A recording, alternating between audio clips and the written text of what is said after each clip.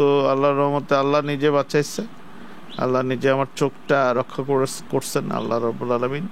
হল রুমের বাইরে আমার উঠানের উপরে আমার শেড করা, টিন শেড করা, ওখানে লাইট ফ্যান আছে, ওখানে বসেই আমি কথা বলতেছিলাম, রোগী দেখতেছিলাম।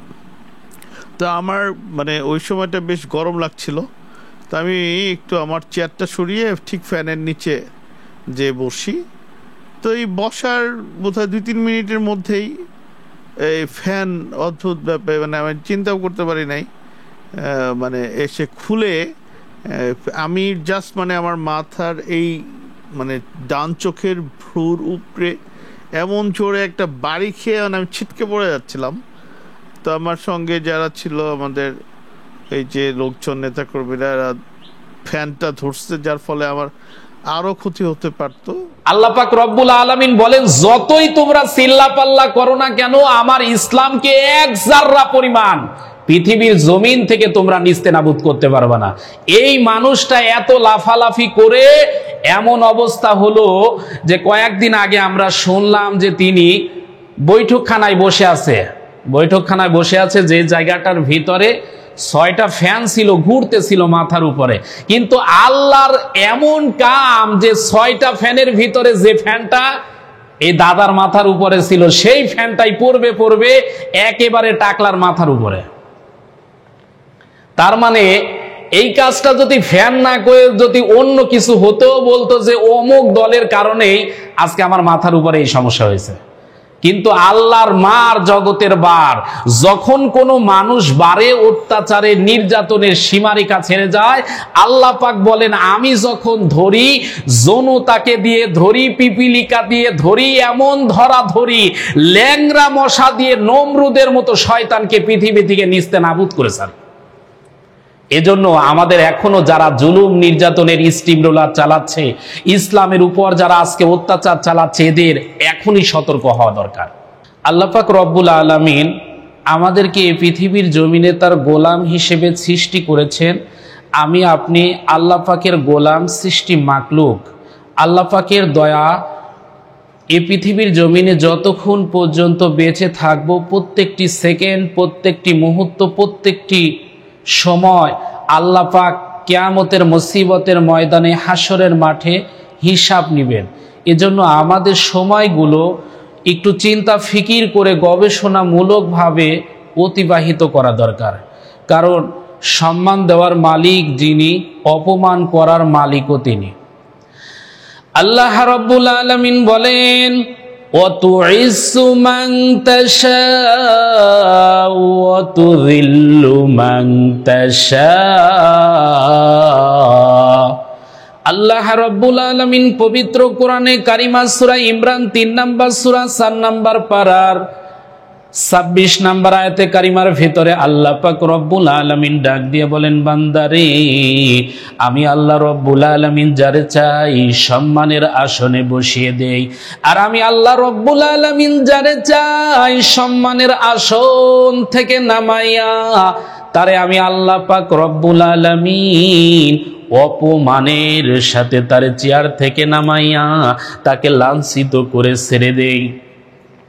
এই পৃথিবীর জমিনের দিকে তাকাইলে এমনও মানুষ, এমনও বাদশা ছিল যাদেরকে আল্লাহ পাক রাজত্ব দিয়েছেন, ক্ষমতা দিয়েছেন, কিন্তু ক্ষমতার অপব্যবহার করার কারণে, ইসলামের সাথে গাদ্দারি করার কারণে, ইসলামকে অপমানিত করার কারণে, তুচ্ছতাচ্ছিল্য করার কারণে আল্লাহ পাক তাদের সম্মানকে এই পৃথিবীর জমিন থেকে নিস্তেনাবুদ করে দিয়েছেন।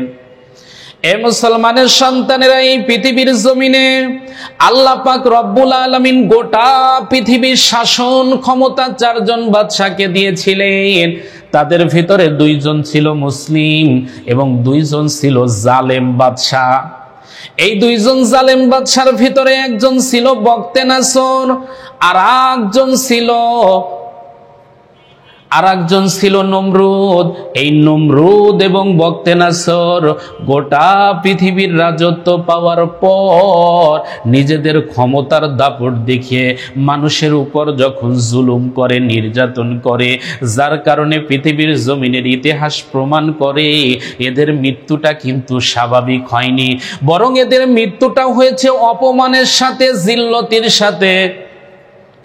নমরুদের অবস্থা এমন হয়েছিল, নমরুদ ক্ষমতা পাওয়ার পর নমরুদের টার্গেট হলো ক্ষমতা, আমার যা বলবো তাই চলবে, আমি যা বলবো সেটাই যেহেতু চলবে, এই টার্গেট নিয়ে নমরুদ যখন পৃথিবীর জমিনে অরাজকতা তৈরি করে ফেলে, নমরুদের সামনে যখন ইসলামের কথা বলা যায় না, ইব্রাহিম আলাইহিস সালাতু ওয়াস সালাম হকের কথা বলার কারণে নমরুদ এক পর্যায়ে ইব্রাহিম আলাইহিস সালাতু ওয়াস সালামকে আগুনের অগ্নিকুণ্ডের ভিতরে ফেলে দেয়।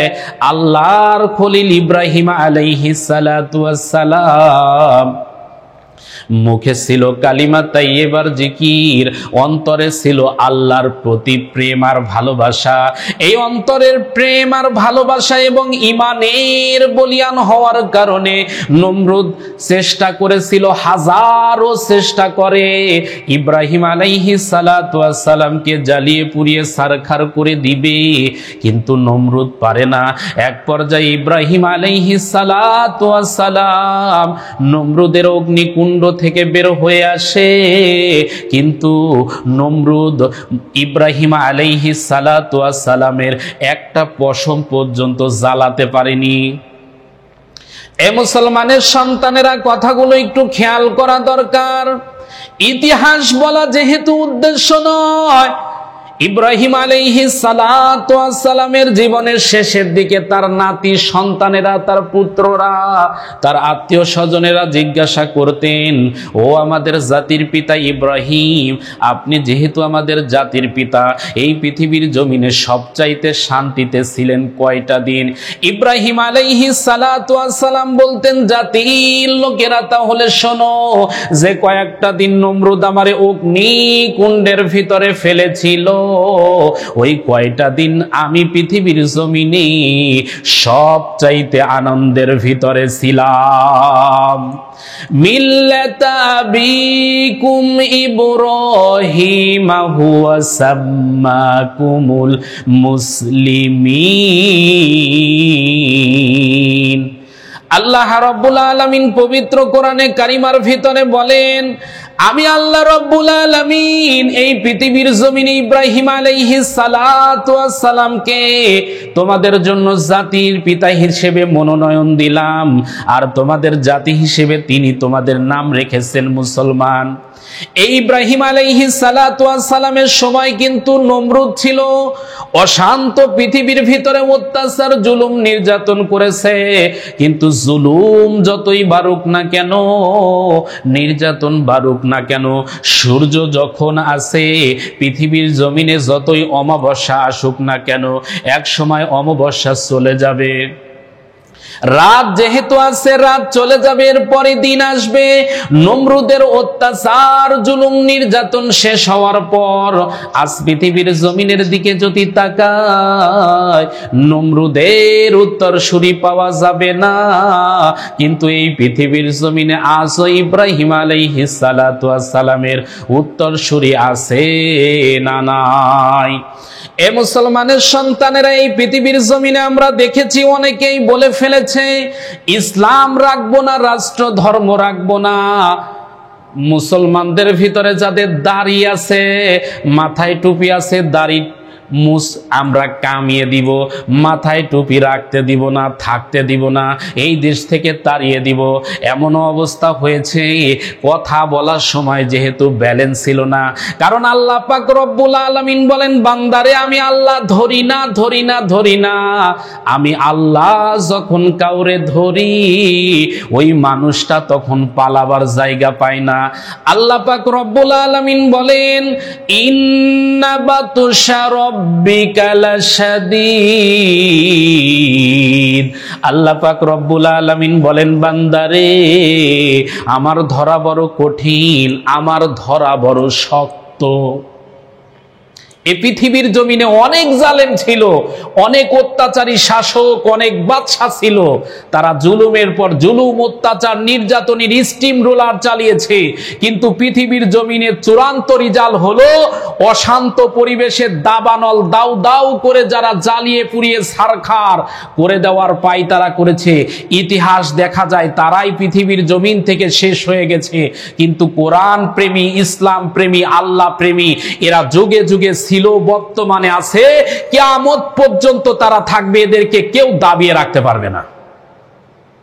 একটা জিনিস আছে, বিপদ যখন আসে চারদিক থেকে আসে, ইসলাম রাষ্ট্র ধর্ম রাখবো না, ইসলাম মানি না, ইসলাম পৃথিবীর জমিনে থাকবে না, এরকম স্লোগান নমরুদ, ফেরাউন অনেক আগেই দিয়েছে।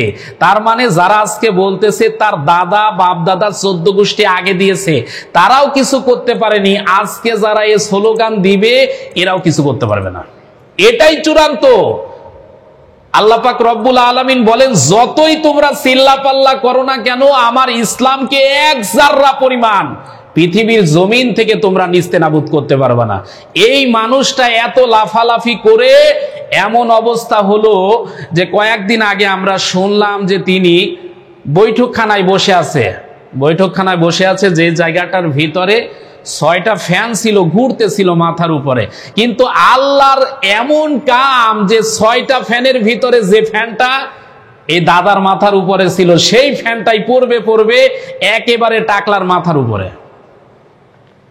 তার মানে এই কাজটা যদি ফ্যান না করে যদি অন্য কিছু হতো, বলতো যে অমুক দলের কারণেই আজকে আমার মাথার উপরে এই সমস্যা হয়েছে।